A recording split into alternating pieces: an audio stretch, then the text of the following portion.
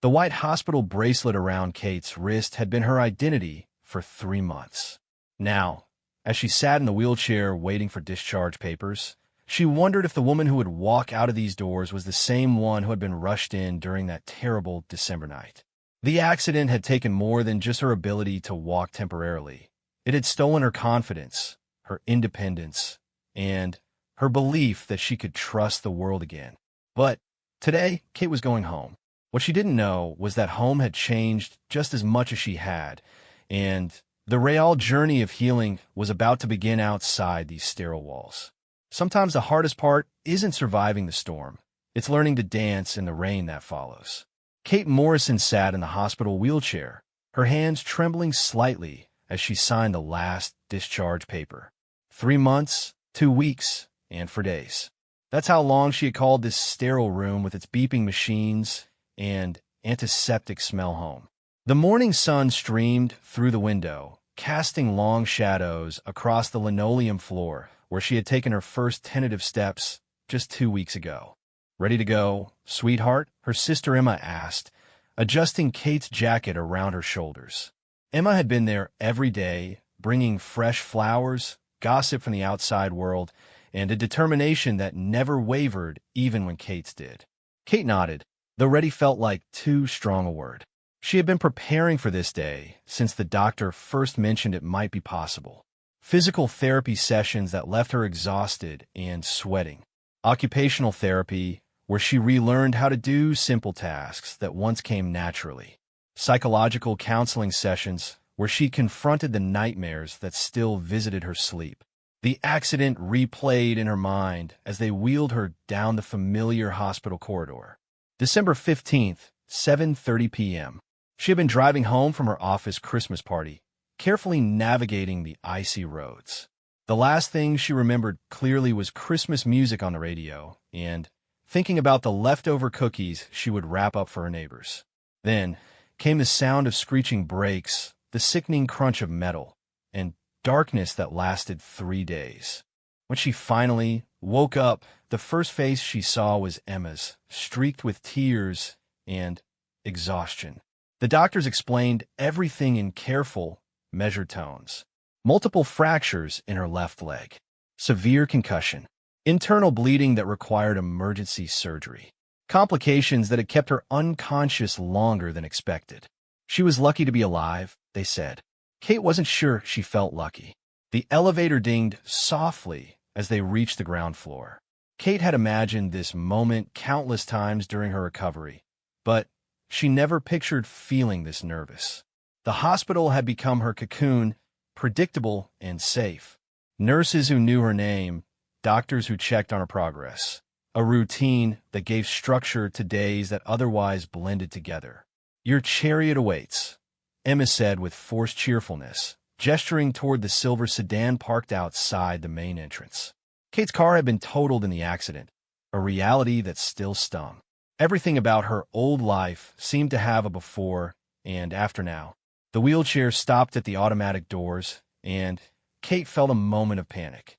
Beyond those doors was the real world, where people moved quickly and expected her to keep up, where stairs existed without ramps, and bathrooms weren't designed for someone still learning to trust her own balance, where life had continued moving while hers had been frozen in this medical bubble.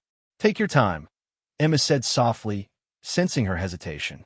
Kate took a deep breath and slowly stood up. Her left leg, held together with pins and determination, protested slightly. But it held her weight, just like the physical therapist had promised it would. The automatic doors opened with a soft whoosh, and cold February air hit her face for the first time in months. The world outside was blindingly bright. Cars moved past on the street beyond the hospital campus, their occupants going about ordinary days that felt extraordinary to Kate. A mother pushed a stroller down the sidewalk, talking animatedly on her phone. An elderly man walked his small dog, stopping patiently while the animal investigated interesting smells. Life was happening all around her, and for the first time in months, Kate was going to be part of it again. The thought was both thrilling and terrifying. Emma helped her into the passenger seat, adjusting the seat belt and making sure she was comfortable. The car smelled like vanilla air freshener and coffee, normal scents that seemed impossibly luxurious after months of hospital disinfectant and institutional food. "Remember, the house has some modifications," Emma said as she started the engine. "Nothing major, just things to make it easier for you while you continue recovering." Kate nodded, though she wasn't sure what modifications meant. Emma had been vague about the changes, saying she wanted them to be a surprise. Kate hoped they weren't too dramatic. She wanted her home to still feel like home. The drive through the city was like seeing a movie of her old life. They passed the coffee shop where she used to grab her morning latte, now advertising a new winter menu she had never tried. The bookstore where she spent Saturday afternoons browsing had a display of spring gardening guides in the window. The gym where she had been a regular member before the accident looked exactly the same, but Kate wondered if she would ever feel strong enough to walk through those doors again. Everything looked smaller than she remembered, and somehow more fragile. Before the accident, she had moved through this world with confidence, never questioning that her body would take her where she needed to go or that tomorrow would look much like today. Now she noticed how many steps led up to buildings, how quickly people moved across busy intersections, how much trust was required just to navigate an ordinary day. "The support group meets every Thursday at the community center," Emma said, breaking the comfortable silence.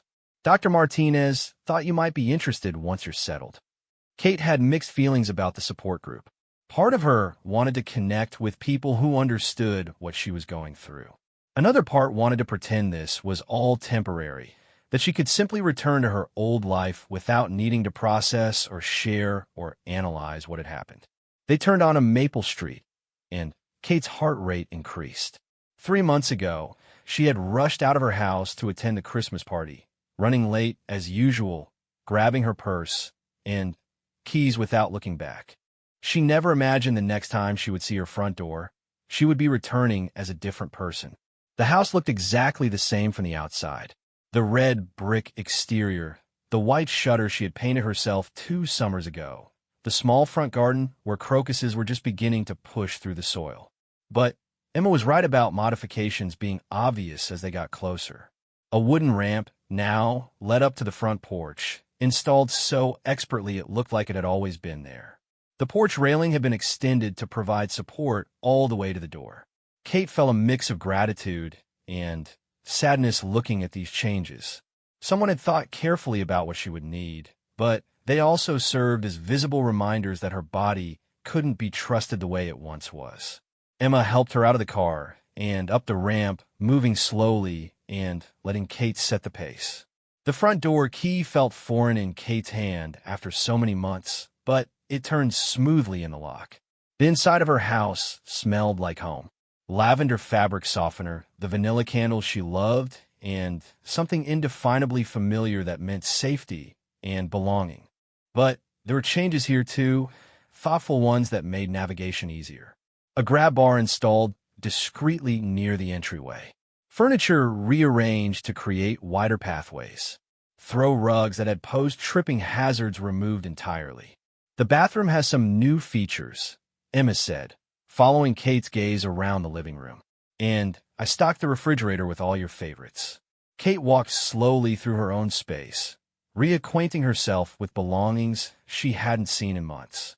Books she had been meaning to read sat exactly where she had left them on the coffee table. Mail had been sorted and organized on her desk. Everything was clean and welcoming, but it also felt like visiting a museum of her former life. In the kitchen, she found a new cutting board designed to be used one-handed, adaptive utensils that would make cooking easier, and a reacher's tool for accessing high shelves. Someone had thought of everything, anticipated needs she hadn't even considered yet. The refrigerator was indeed stocked with her favorites, plus several casseroles with heating instructions taped to their containers. Notes from neighbors welcoming her home were held up by magnets, along with business cards for a grocery delivery service and a cleaning company. "You don't have to use any of it," Emma said quickly, noticing Kate's overwhelmed expression. "But the options are there if you want them." Kate opened the refrigerator and found herself staring at a container of the chocolate pudding she had loved as a child. Emma must have remembered her mentioning it during one of their hospital visits. The simple gesture brought unexpected tears to her eyes. She had been so focused on the physical challenges of recovery that she hadn't prepared for the emotional complexity of coming home. Everything was familiar, yet different, welcome, yet overwhelming. She felt grateful for the care and consideration that had gone into preparing the house, but also strangely disconnected from this life that had been preserved for her return. The afternoon sun was beginning to slant through the kitchen window, casting the same pattern of light and shadow that she remembered from hundreds of ordinary mornings. In a few hours, she would sleep in her own bed for the first time in months. Tomorrow, she would wake up and have to figure out what normal looked like now. Emma busied herself putting away Kate's few belongings from the hospital, giving her space to absorb the reality of being home. Kate walked slowly to the living room window and looked out at her neighborhood. Children were getting off school buses, their voices carrying on the cold air. Neighbors were checking mailboxes and walking dogs, going about the routine activities that made up ordinary life. For months, Kate had dreamed of this moment. But standing in her own living room, she realized that coming home wasn't an ending. It was another beginning. The real work of rebuilding her life was just starting, and she had no idea what that would look like. The hospital bracelet was still around her wrist. She had forgotten to ask them to remove it during the discharge process. Kate looked down at it now, at the simple band that had been her identity for so long. Slowly, she worked the plastic clasp until it opened, and the bracelet fell into her palm. "Welcome home," she whispered to herself, and meant it. Kate's first week at home moved with the strange rhythm of someone learning to live in their own life again. Each morning brought the disorienting moment of waking up in her own bed, in her own room, where sunlight filtered through curtains she had chosen years ago. The familiar became foreign when filtered through her changed circumstances. Emma had taken vacation time to help with the transition, sleeping in the guest room and hovering with the careful attention of someone afraid to leave Kate alone too long. She meant well, but Kate found herself craving solitude almost as much as she feared it. "I brought breakfast," Emma announced on Thursday morning, carrying a tray into Kate's bedroom. The smell of coffee and toast filled the air, along with Emma's nervous energy. Kate sat up carefully, still moving with the deliberate caution that had become second nature. Her body felt different in the morning now, stiff in places that used to move fluidly, requiring a mental checklist before she trusted it to support her weight. "You know I can make my own breakfast," Kate said gently, accepting the tray anyway. The adaptive equipment in the kitchen made most tasks possible, if slower than before. "I know," Emma replied, straightening imaginary wrinkles in the bedspread. "I just thought, well, you're still recovering." The word hung between them like a question mark. Recovering implied movement towards something, but Kate wasn't sure what she was moving toward. Her old life felt impossibly distant, while her new life remained undefined. Through the bedroom window, Kate could see Mrs. Patterson from next door working in her garden, turning soil in preparation for spring planting. The elderly woman moved with purpose and efficiency, her hands sure in their work. Kate envied that certainty, the simple knowledge of what needed to be done and how to do it. "The physical therapist will be here at 10, Emma said, consulting the schedule she kept on her phone. "And Dr. Martinez called yesterday to schedule your follow-up appointment." Kate nodded, though the prospect of more appointments and evaluations felt exhausting. She had spent 3 months having her progress measured and documented, her body poked and prodded and assessed.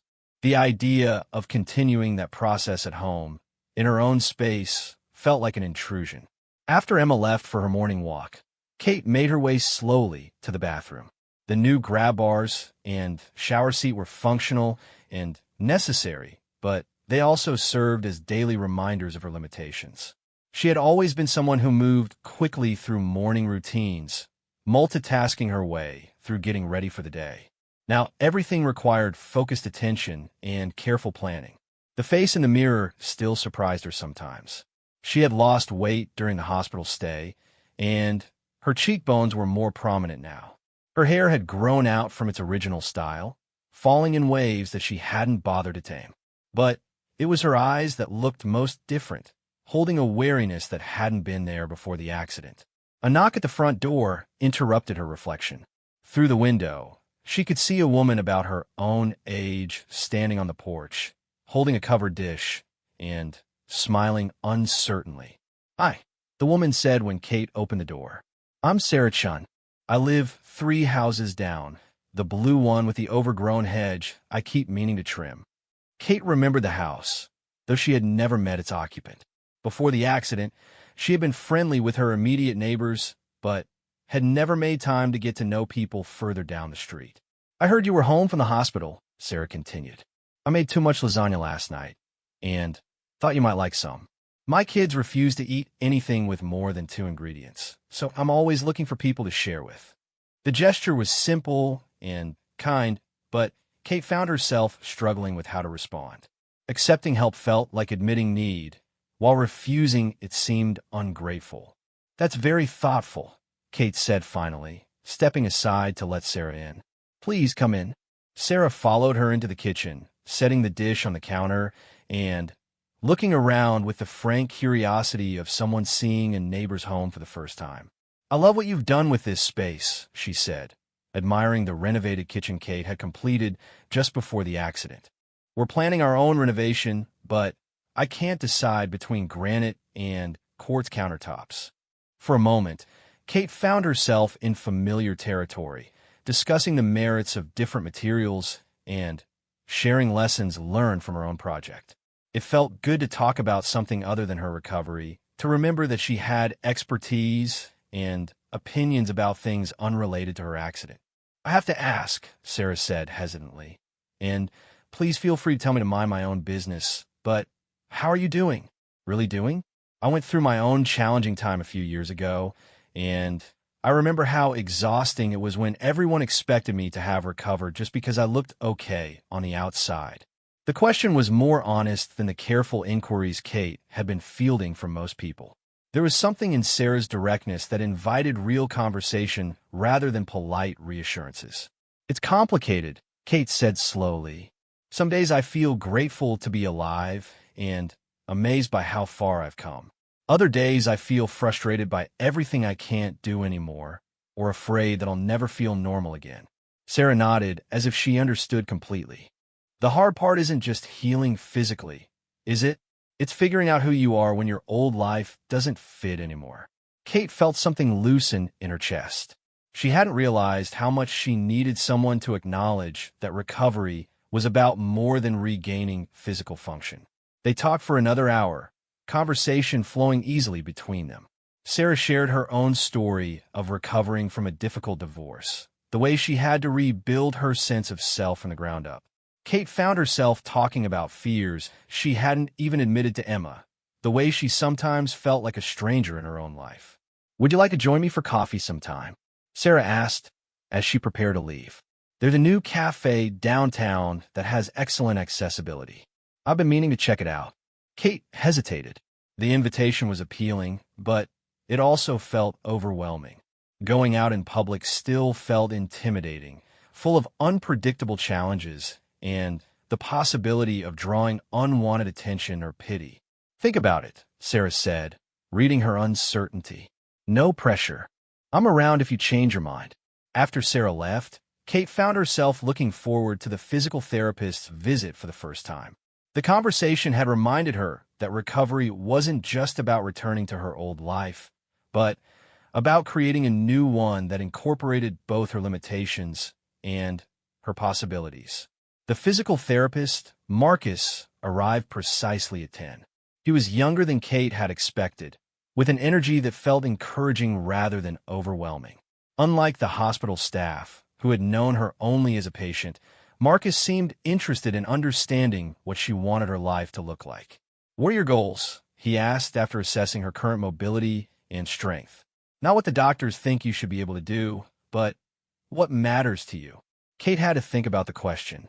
For months, her goals had been defined by medical benchmarks: walking a certain distance, climbing stairs, regaining balance. No one had asked her what she actually wanted to do with those abilities once she had them. "I want to cook again," she said finally. "Real cooking, not just heating things up. I want to work in my garden. I want to feel confident walking around my own neighborhood." Marcus nodded, making notes. "Those are good goals. Specific and meaningful. Let's work backward from there and figure out what you need to get there." The session was challenging, but different from hospital physical therapy. Instead of exercises that felt abstract and clinical, Marcus had her practice activities that related directly to her daily life. They worked on balance while she practiced cooking movements. They strengthened her leg while simulating garden work. Each exercise had a purpose she could understand and connect to her larger life. "Your body has been through trauma," Marcus said as they finished. "But trauma doesn't mean broken. It means changed. The goal isn't to pretend the accident never happened, but to build strength around the experience." After he left, Kate felt energized in a way she hadn't experienced since coming home. She decided to attempt something she had been avoiding, going into her backyard alone. The back door had always been slightly tricky, requiring a firm pull to open completely. Now it felt like a significant obstacle, but Kate worked with it patiently until it yielded. The backyard was smaller than she remembered, but it was private and familiar. Her garden beds showed signs of Emma's careful maintenance. Someone had covered the perennial plants for winter and cleaned up the fallen leaves. But weeds were beginning to emerge with the warmer weather, and several plants needed attention Kate couldn't yet provide. She walked slowly to the garden shed, testing her balance on the uneven ground. Inside, her tools hung exactly where she had left them, waiting patiently for her return. She selected a small hand trowel and a lightweight cultivator, tools she could manage even with her current limitations. The first few minutes of weeding felt awkward and uncertain. Her balance wasn't quite right for crouching, and she tired more quickly than expected. But gradually, her hands remembered the feel of soil and the satisfaction of clearing away unwanted growth to make room for what belonged. A robin landed nearby, watching her work with curious tilted head movements. Kate remembered reading somewhere that robins were among the first birds to return in spring, symbols of new beginnings and renewal. The thought felt fitting as she worked in the dirt, reconnecting with an activity that had always brought her peace. When Emma returned from her errands, she found Kate sitting on the back steps, dirty hands resting on her knees, looking more relaxed than she had since coming home. "How'd it go with the physical therapist?" Emma asked, settling beside her on the steps. "Good," Kate said. "Really good, actually. He helped me think about recovery differently." They sat in comfortable silence, watching the late afternoon light filter through the trees. Kate felt something shifting inside her, a recognition that this new life might not be a consolation prize, but something with its own value and possibilities. "Sarah from down the street stopped by," Kate said. "She invited me for coffee." Emma's eyebrows rose with interest. "That's nice. Are you thinking about going?" Kate looked at her dirty hands, evidence of an afternoon spent reconnecting with something that mattered to her. "Yeah," she said slowly. "I think I might be." That evening, as Emma prepared dinner, Kate called Sarah and accepted the coffee invitation. It felt like a small step, but also a significant one. For the first time since the accident, she was making a choice based on what she wanted rather than what she felt capable of. The phone call was brief but warm, with plans made for the following Tuesday at the accessible cafe Sarah had mentioned. After hanging up, Kate felt nervous but also excited. She was beginning to understand that recovery wasn't about returning to who she used to be, but about discovering who she could become. The coffee date with Sarah marked a turning point Kate hadn't expected. As Tuesday approached, she found herself planning her outfit with the same care she once reserved for job interviews. Nothing too formal that might suggest she was trying too hard, but nothing so casual that she looked like she had given up on herself entirely. Emma offered to drive her, but Kate declined, choosing instead to walk the 6 blocks to the cafe. It would be her longest solo journey since leaving the hospital, but something about the idea felt important. She needed to prove to herself that she could navigate the world independently, even if it took longer and required more planning than it once had.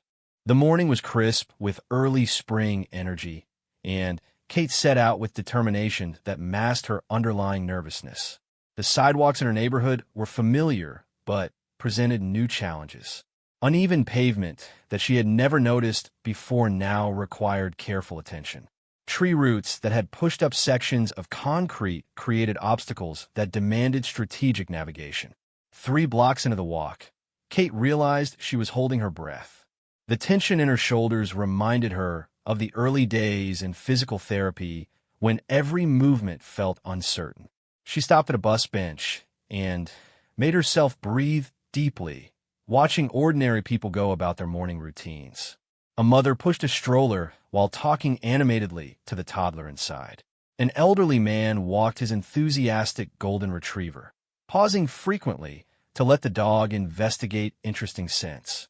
2 women jogged past, their conversation flowing as easily as their movement. Everyone moved through the world with a casualness Kate envied. But as she sat watching, Kate began to notice things she had missed before. The mother occasionally struggled with the stroller's wheels catching on cracks in the sidewalk. The elderly man moved carefully down a steep section, taking his time to ensure his footing. Even the joggers slowed their pace to accommodate a construction area, adapting their route without complaint. Everyone was navigating obstacles, Kate realized. Hers were just more visible now. The cafe Sarah had chosen was in a converted warehouse with wide doors and spacious interior layout that accommodated wheelchairs and mobility aids without calling attention to the accommodation. Kate arrived 5 minutes early, a habit from her previous life that she was grateful to discover she hadn't lost. Sarah was already there, sitting at a corner table with 2 steaming mugs and a plate of pastries. She waved cheerfully when she saw Kate, and her smile held no trace of the careful sympathy Kate had grown tired of seeing. "I ordered for both of us," Sarah said, as Kate settled into the chair across from her. "I hope you don't mind. I got here early, and the barista recommended the lavender latte, which sounded too interesting to pass up. The drink was delicious, floral without being overwhelming, and the cafe atmosphere was relaxed and welcoming. Conversations buzzed around them without creating overwhelming noise, and the lighting was warm without being dim. "This place is perfect," Kate said, looking around appreciatively. "I discovered it last month when I was looking for somewhere to meet with a client who uses a wheelchair," Sarah explained. "I'm a graphic designer, and I've been trying to be more thoughtful about accessibility in my business practices." They talked easily, conversation flowing from design work to neighborhood observations to shared experiences with challenging life transitions. Sarah had a gift for asking questions that invited real answers without feeling invasive. "Can I ask you something that might be too personal?" Sarah said after they had been talking for an hour. Kate nodded, surprised to find she felt comfortable with Sarah's directness. "Do you find that people treat you differently now, since your accident?" The question touched something Kate had been struggling to articulate. "Yes, but not always in ways I expected. Some people are overly careful, like they think I might break if they speak too loudly. Others seem uncomfortable, like they don't know how to act normal around me anymore. And the ones who pretend nothing happened?" Kate laughed ruefully. "Those might be the hardest. I appreciate that they see me as the same person, but I'm not the same person. I don't want to be treated like I'm fragile, but I also don't want to pretend that everything is exactly like it was before." Sarah nodded knowingly. "When I was going through my divorce, I felt like I lost friends who couldn't handle the messiness of my life changing. But I also gained friends who were interested in who I was becoming rather than who I used to be." The conversation continued as they ordered second drinks, ranging across topics that had nothing to do with Kate's accident or recovery. Sarah shared stories about her work designing websites for small businesses, the challenges of raising 2 young children as a single parent, and her recent attempts to learn pottery. "I'm terrible at it," she said, laughing about her pottery efforts. "My bowls look like abstract art, and not in a good way. But there's something satisfying about working with clay, about creating something with your hands." Kate found herself thinking about her own hands, how they had remembered the feel of garden soil despite months away from growing things. "I've been wanting to get back to gardening," she said, "but I'm not sure how much I'll be able to do physically. Have you thought about container gardening? Or raised beds that wouldn't require as much bending and kneeling?" The suggestion was practical rather than patronizing, offering solutions instead of sympathy. Kate felt a spark of excitement at the possibilities Sarah described. Their coffee date stretched into lunch, both women reluctant to end the easy companionship. When they finally prepared to leave, Sarah made another invitation. "I'm going to the farmer's market this Saturday morning. Would you like to come? We could look at plants and maybe get ideas for your garden modifications." Kate accepted before her anxiety could interfere with her enthusiasm. Walking home, she felt energized by the morning's success. The return journey seemed easier, her body more confident on the familiar route. Emma was working in the kitchen when Kate arrived, preparing ingredients for what looked like an elaborate dinner. "How was coffee?" Emma asked, looking up with hopeful curiosity. "Really good," Kate said, settling at the kitchen table. "Sarah invited me to the farmer's market on Saturday." Emma's face lit up. "That's wonderful. Do you want me to drive you?" Kate hesitated. The farmer's market would present different challenges than the controlled environment of the cafe. Crowds, uneven ground, vendors calling out to potential customers. But she also remembered Sarah's easy acceptance of her limitations, the way she offered practical solutions without making Kate feel diminished. "I think I'd like to try going on my own," Kate said. "Sarah knows about my mobility issues, and she suggested we meet there rather than going together." Emma's expression flickered with concern before settling into support. Kate appreciated that her sister held back the protective instincts that were clearly her first response. "That sounds like a plan," Emma said. "The market has good accessibility, and it might be nice to have something to look forward to." Over the next few days, Kate found herself anticipating Saturday with growing excitement. She researched the farmer's market online, studying the layout and vendor information. She planned her route and identified places to rest if needed. The preparation felt empowering rather than anxious. Marcus, her physical therapist, was encouraging when she mentioned the outing during their Thursday session. "Markets are great practice environments," he said as they worked on balance exercises.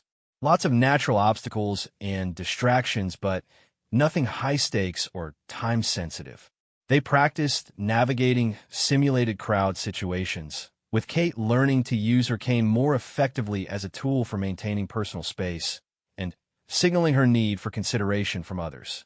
"Remember," Marcus said, "you have the right to take up space in the world. You don't have to apologize for moving more slowly or needing accommodation." The reminder felt important. Kate realized she had been carrying a sense of guilt about her limitations, as if her slower pace and additional needs were somehow imposing on others. Friday evening, Kate laid out her clothes for the market visit with the same careful consideration she had given to her coffee date outfit. Comfortable walking shoes, layers she could adjust for changing weather, and a small backpack that would leave her hands free for her cane and any purchases she might make. She was surprised to discover she was looking forward to the outing not just as a test of her capabilities, but as something she genuinely wanted to do. The prospect of seeing spring vegetables and maybe finding plants for her garden felt like moving towards something positive rather than just away from limitation. Emma was leaving for a weekend trip to visit their parents, something she had postponed several times since Kate's return home. Kate encouraged her to go, recognizing that Emma needed her own recovery time from the stress of the past months. "Are you sure you'll be okay on your own?" Emma asked for the third time as she loaded her weekend bag. Kate felt a flutter of nervousness about her first solo night at home since the accident, but she also felt ready for it. "I'll be fine. Mrs. Patterson is right next door if I need anything, and I have your number." After Emma left, Kate made herself a simple dinner and settled into her favorite chair with a book.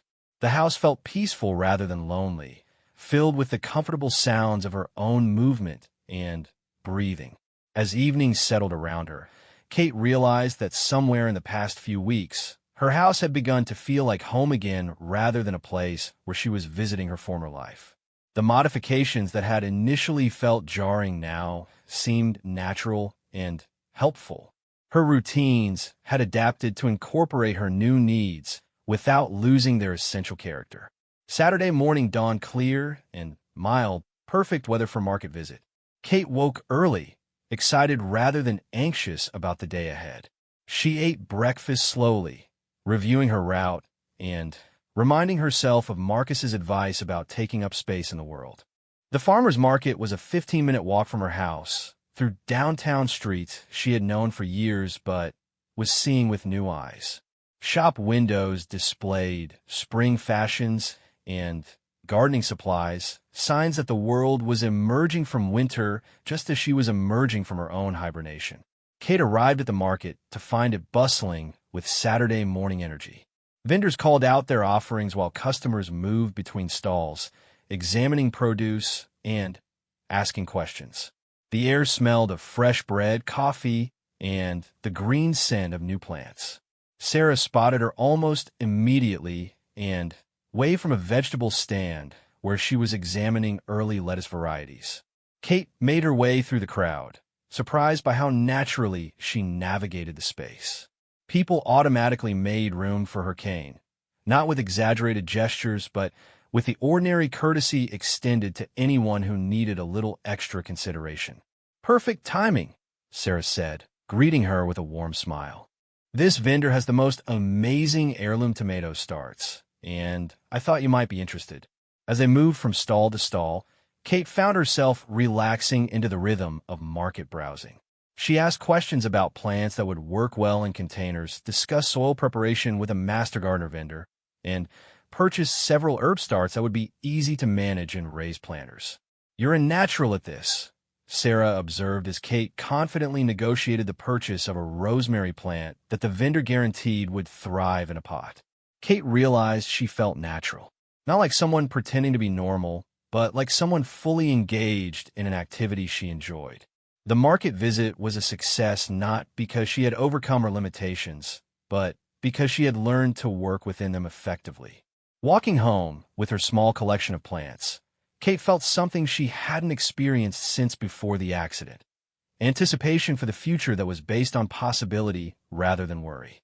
She had seeds to plant, herbs to grow, and a new friend who saw her as someone worth knowing rather than someone to be pitted or fixed.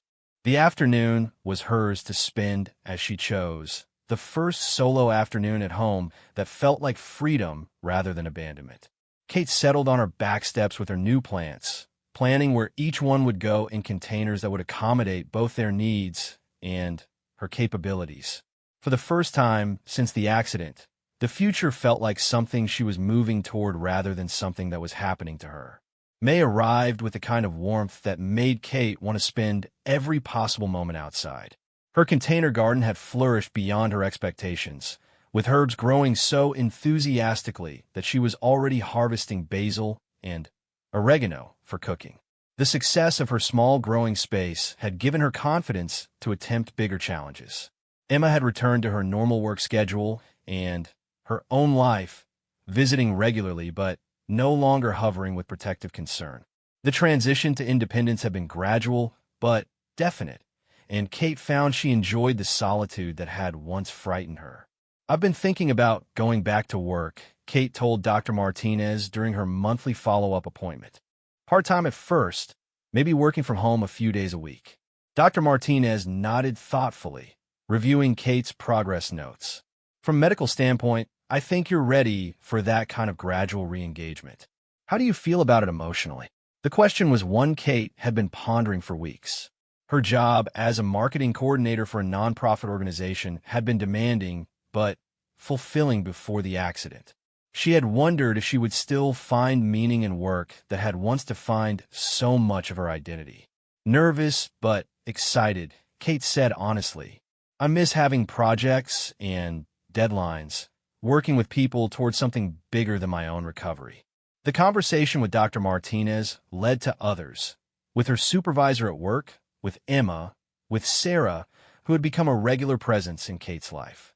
Everyone was supportive but cautious, wanting to ensure she didn't push herself too hard too quickly.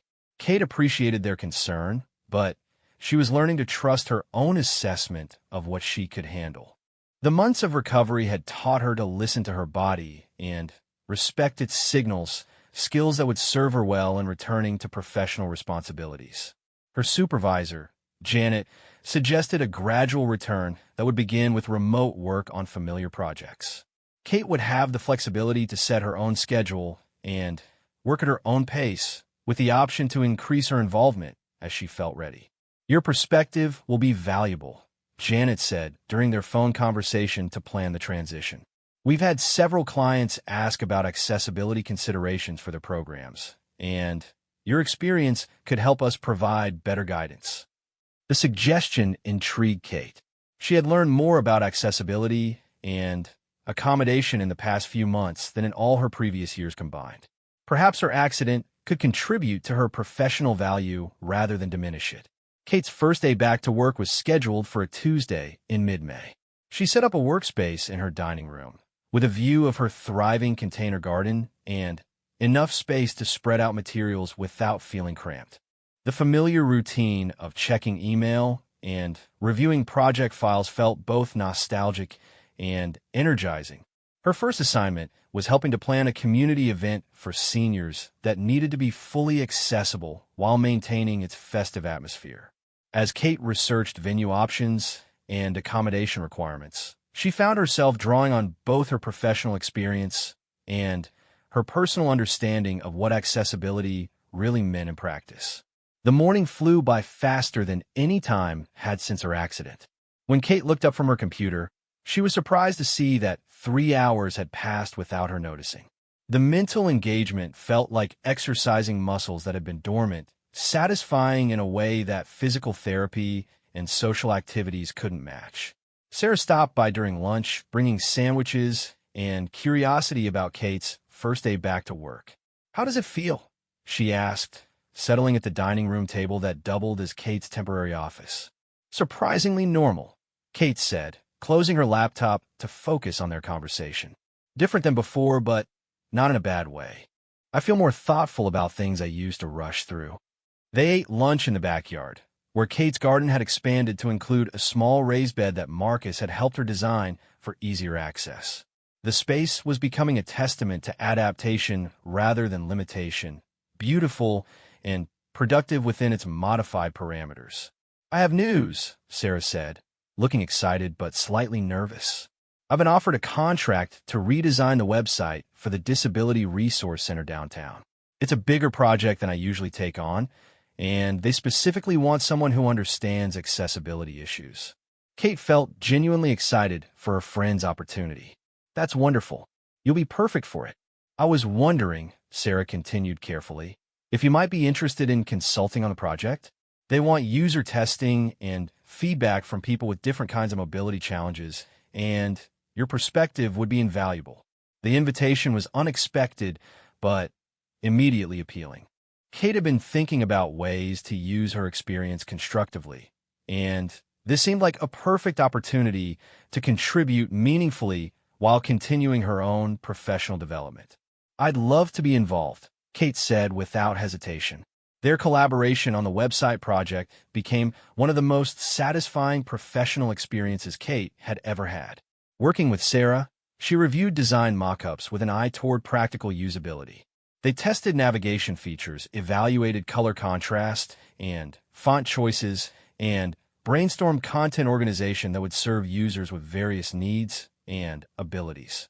The project required Kate to visit the Disability Resource Center several times, meetings that initially made her nervous but ultimately proved empowering. The staff and volunteers she met there were people living full, engaged lives while managing various challenges. Their matter-of-fact approach to adaptation reminded Kate that disability was simply one aspect of human diversity rather than a tragedy to be overcome. "Your feedback has been incredibly valuable," the center's director told Kate after she had presented recommendations for the website's final design. "Have you ever considered accessibility consulting as a career direction?" The question planted a seed that grew throughout the summer. Kate's part-time return to her original job was going well, but the accessibility work felt like something more personally meaningful.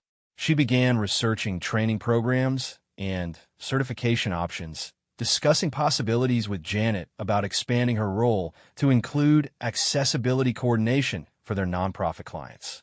June brought another milestone when Kate decided to attempt driving for the first time since her accident. Her left leg had regained enough strength and flexibility to operate a clutch, but the psychological barrier felt higher than the physical one. Emma offered to accompany her for the first driving attempt, but Kate chose to go alone. She needed to know she could trust herself behind the wheel without the safety net of someone else's presence. The car had been sitting in her driveway since Emma brought it back from the shop where it had been stored during Kate's hospitalization. Kate sat in the driver's seat for several minutes before starting the engine, reacquainting herself with the feel of the controls and the view from behind the windshield. The first few minutes of driving were tentative and careful, but muscle memory returned more quickly than Kate had expected. Her reactions felt slower than they once had been, but they were confident and appropriate. She drove through her neighborhood, then ventured onto busier streets as her comfort level increased. Stopping at the grocery store felt like a significant victory. Kate walked through aisles she hadn't navigated in months, selecting ingredients for meals she planned to cook rather than simply heat up. The ordinary act of grocery shopping felt like reclaiming another piece of normal life. That evening, Kate called her parents to share the news about driving again. Her mother cried with relief and pride, while her father asked practical questions about her confidence level and whether she felt safe on busier roads. "I'm proud of you," her father said simply, and the words carried weight because they came from someone who had never offered praise lightly. July brought the culmination of several months of progress when Kate attended her first support group meeting. Dr. Martinez had been gently suggesting it for months, but Kate had resisted the idea of defining herself as someone who needed support for dealing with trauma. The meeting was held in the community center's accessible conference room, with 8 people ranging in age from their 20s to their 70s. Some were dealing with recent injuries or illnesses, while others were managing long-term conditions that had affected their lives for years. Kate expected the meeting to focus on limitations and struggles, but instead found herself in a conversation about adaptation and achievement. People shared strategies for managing daily challenges, celebrated small victories, and offered practical advice based on their own experiences. "The hardest part isn't learning to use the wheelchair," said Tom, a man in his 40s who had been paralyzed in a motorcycle accident 2 years earlier. "It's learning to see yourself as the same person with different capabilities rather than a different person with the same dreams." The insight resonated deeply with Kate. She had been struggling with exactly that identity question, whether she was still herself with modifications or someone entirely new who happened to have her memories. Maria, a woman dealing with the progressive effects of multiple sclerosis, offered another perspective. "I've learned that some days my body cooperates more than others, and I've had to get comfortable with that variability rather than fighting it." Kate left the meeting feeling lighter than she had in months. The conversation had normalized the complexity of adaptation while honoring the real challenges involved. She wasn't broken and waiting to be fixed. She was changing and learning to thrive within new parameters. August found Kate working nearly full-time again, splitting her responsibilities between her original position and a new role as accessibility coordinator for the nonprofit's expanding client base. The work was challenging and rewarding, requiring her to stay current with accessibility standards while developing practical solutions for organizations with limited budgets. Sarah's website project had led to referrals for similar work, and they were collaborating regularly on accessibility consulting for various businesses and organizations. Kate was surprised to discover she had a gift for translating technical requirements into understandable recommendations that organizations could actually implement. "You should consider speaking at the Accessibility Conference next spring," Sarah suggested as they worked together on a proposal for updating a local theater's infrastructure. "Your perspective as someone who's experienced both sides of accessibility issues would be valuable." The idea of public speaking would have terrified Kate, before her accident. Now it felt like a natural extension of the advocacy work that had become part of her professional identity. Her personal life had expanded as well. Through the support group, she had met several people who became regular friends.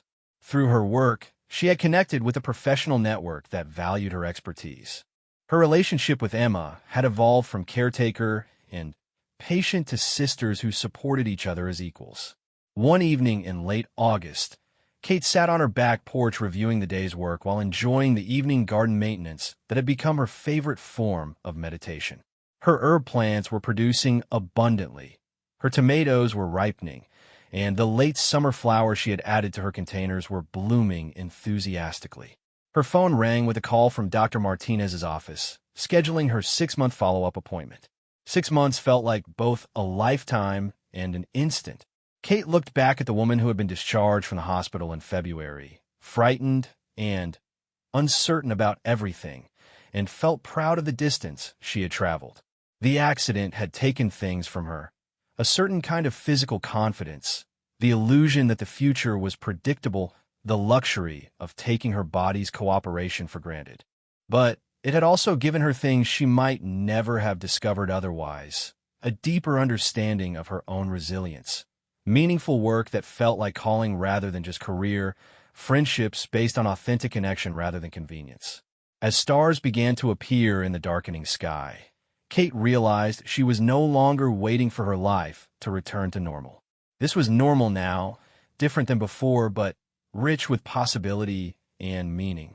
She was still Kate, but Kate expanded and deepened by experience rather than diminished by limitation. Tomorrow would bring new challenges and opportunities, but tonight she was exactly where she belonged. 1 year after her discharge from the hospital, Kate stood at the podium of the Regional Accessibility Conference, looking out at an audience of professionals, advocates, and individuals with disabilities. Her presentation was titled Beyond Compliance, Creating Truly Inclusive Experiences, and she had spent weeks preparing remarks that drew on both her professional expertise and personal journey. A year ago, I thought accessibility was about ramps and wide doorways, Kate began, her voice steady despite the butterflies in her stomach. I've learned it's really about designing a world where everyone can participate fully in community life. The presentation went better than she had hoped. During the question period, people engaged thoughtfully with her ideas about universal design principles and the importance of involving disabled people in planning processes rather than just consulting them after decisions have been made. Your point about dignity being as important as functionality really resonates, said a woman from the audience during the networking break. I work in parks and recreation, and we struggle with making programs accessible without making them feel like medical interventions. Kate found herself energized by these conversations, by the opportunity to share knowledge that could make real differences in people's lives. The conference connections led to speaking invitations at other events, and Kate began to understand that she had found not just work but a vocation. The professional recognition was gratifying, but the personal growth felt even more significant. Kate had learned to navigate the world with confidence that didn't depend on everything going smoothly. She could handle unexpected obstacles, advocate for her needs without apologizing, and offer help to others based on her own hard-won expertise. Her relationship with her family had deepened through the shared experience of her recovery. Emma no longer treated her like someone who might break, but she also never hesitated to offer support when Kate wanted it. Their parents visited more often now, not out of worry, but because they genuinely enjoyed the woman Kate had become. "You're different than you were before," Emma observed during one of their regular dinner dates. "More thoughtful, maybe less rushed." Kate considered the observation. "I think I'm clearer about what matters. It's harder to get worked up about things that don't actually impact anything important." The work-life balance Kate had achieved felt sustainable in a way her pre-accident lifestyle never had. She worked intensely on projects that mattered to her, but she also protected time for relationships, for garden maintenance, for the simple pleasure of reading in the afternoon sunlight. Her friendship with Sarah had evolved into one of those rare connections that felt effortless and essential. They collaborated professionally, but they also shared ordinary life. Weekend market visits, experimental cooking projects, long conversations about everything from design principles to parenting challenges to books they had loved or hated. "I need to tell you something," Sarah said during one of their regular coffee dates in October. "Meeting you changed how I think about a lot of things. Not just accessibility issues, but resilience and adaptation and what it means to build a good life." Kate felt touched, but also slightly uncomfortable with the idea that her experience had been inspirational. "I didn't have much choice about adapting. It was either figure out how to live with my limitations or be miserable. But you chose how to adapt," Sarah insisted. "You could have focused on what you lost instead of what became possible." The conversation made Kate reflect on the difference between inspiration and insight.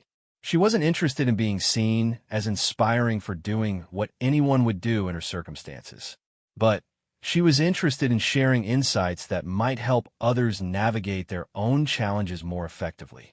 Her second winter at home was completely different from her first.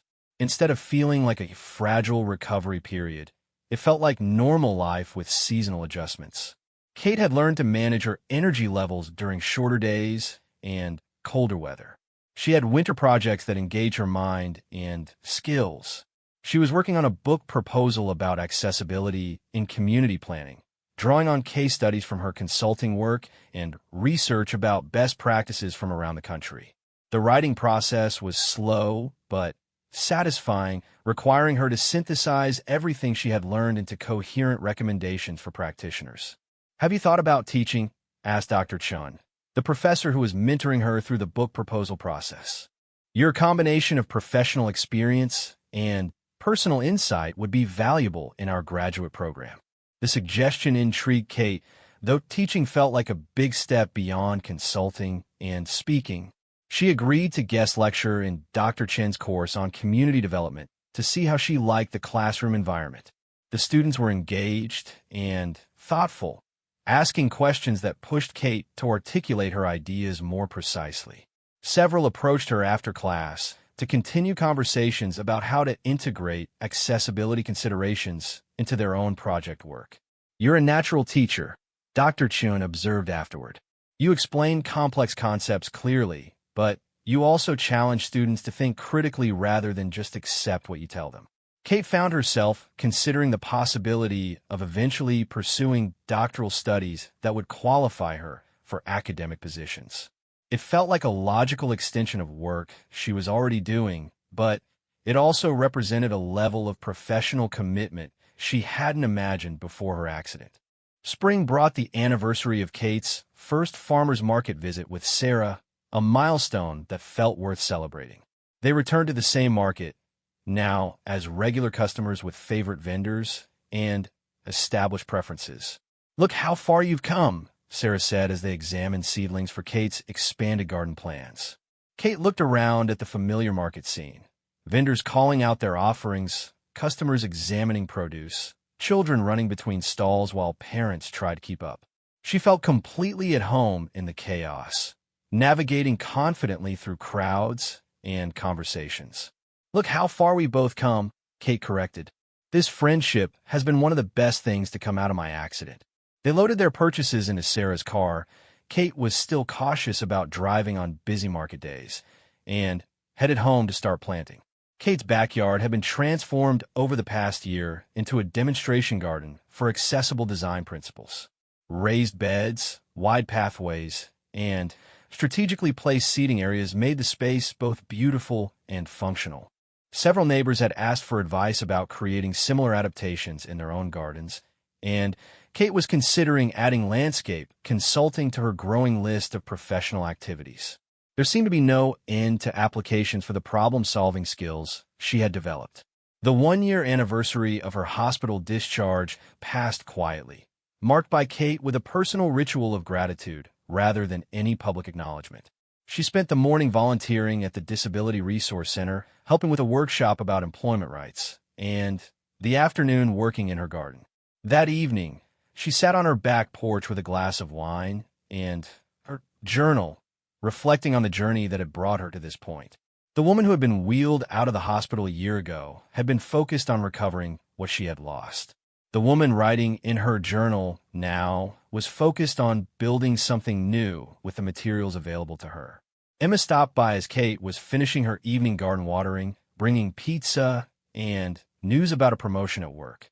"I have something to tell you, too," Kate said as they settled on the porch with their dinner. "I've been accepted into the doctoral program for fall. Dr. Chun thinks I can complete the degree in 3 years while continuing my consulting work." Emma's face lit up with excitement and pride. "That's amazing. I know how much thought you've put into this decision." They talked late into the evening about Kate's academic plans, Emma's new job responsibilities, and their parents' upcoming visit. The conversation flowed with the easy intimacy of sisters who had been through difficult times together and emerged with their relationship strengthened rather than strained. As summer settled over the city, Kate felt a sense of completion that had nothing to do with being finished with growth or change.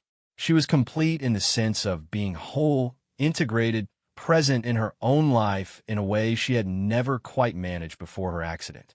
Her work was meaningful and challenging. Her relationships were authentic and supportive. Her daily routines incorporated both necessary accommodations and chosen activities that brought her joy. She had learned to live with uncertainty about the future while feeling confident about her ability to handle whatever challenges might arise. The accident would always be part of her story, but it was no longer the defining chapter. It was the experience that had taught her resilience, introduced her to community, and shown her capabilities she might never have discovered otherwise. Kate's garden was flourishing in the summer heat, producing enough herbs and vegetables to share with neighbors and friends. She often worked in the early morning or evening when the temperature was more comfortable, taking her time with tasks that once would have been rushed through. On one particularly beautiful evening in July, as Kate was deadheading flowers and harvesting basil, her neighbor Mrs. Patterson called over the fence. "Kate, dear, I hope you don't mind me saying, but you seem so much more peaceful now than before your accident. Is it a strange thing to notice?" Kate considered the observation thoughtfully. "I don't think it's strange at all. I feel more peaceful too, more present, somehow." Mrs. Patterson nodded knowingly. Sometimes difficult experiences teach us things we couldn't learn any other way. Later that night, Kate reflected on her neighbor's words. She wouldn't choose to go through the accident and recovery again, but she also couldn't imagine giving up the insights and connections that had emerged from that experience. She had learned that strength wasn't about avoiding challenges, but about developing the skills and support systems to handle them effectively. She had discovered that community wasn't something that existed outside of her, but something she helped create through her own willingness to both give and receive support. Most importantly, she had learned that a good life wasn't about everything going according to plan, but about finding meaning and joy within whatever circumstances arose. Her life looked different now than it had 2 years ago, but it felt richer and more authentic. As autumn approached, Kate began preparing for her first semester of doctoral studies while maintaining her consulting practice and speaking commitments. The balance would be challenging, but she felt confident about her ability to manage multiple demands without sacrificing the self-care practices that had become essential to her well-being. Her book proposal had been accepted by a university press, with publication scheduled for the following year. The Disability Resource Center had offered her a part-time position developing training programs for businesses. Sarah was expanding her accessibility consulting practice and wanted Kate as a full partner. All of these opportunities felt aligned with Kate's values and interests in ways her previous career never had. The accident had disrupted her old trajectory, but had led her toward work that felt like calling rather than just profession. On a clear October morning, exactly 22 months after her accident, Kate stood in her backyard harvesting the last tomatoes of the season. Her garden had been featured in a magazine article about accessible landscape design, leading to several requests for consultation on similar projects. The morning air held the crisp promise of coming winter, but Kate felt no anxiety about the seasonal transition. She had learned to appreciate the rhythm of dormancy and renewal the way periods of rest made periods of growth possible. As she worked among her plants, Kate thought about the support group meeting she would attend that evening, where she was now a regular facilitator rather than just a participant. New members would share their struggles with adaptation, while longer-term members would offer encouragement and practical advice. The cycle of receiving and giving support had become central to Kate's understanding of how healing worked. No one recovered in isolation, but everyone's journey was ultimately their own. Her role was to create space where people could discover their own paths forward. Kate filled her basket with the season's final harvest and headed inside to prepare for a day that would include writing time, client calls, and an evening of community building. It was a good life, different than the one she had planned, but shaped by her own choices and values. The accident had ended one version of her story, but it had also begun another. Kate was the author of this new chapter, writing it one conscious choice at a time, creating a narrative of resilience, growth, and contribution that honored both her limitations and her possibilities. Standing at her kitchen window, looking out at the garden that had taught her so much about patience and adaptation, Kate felt ready for whatever the next season might bring.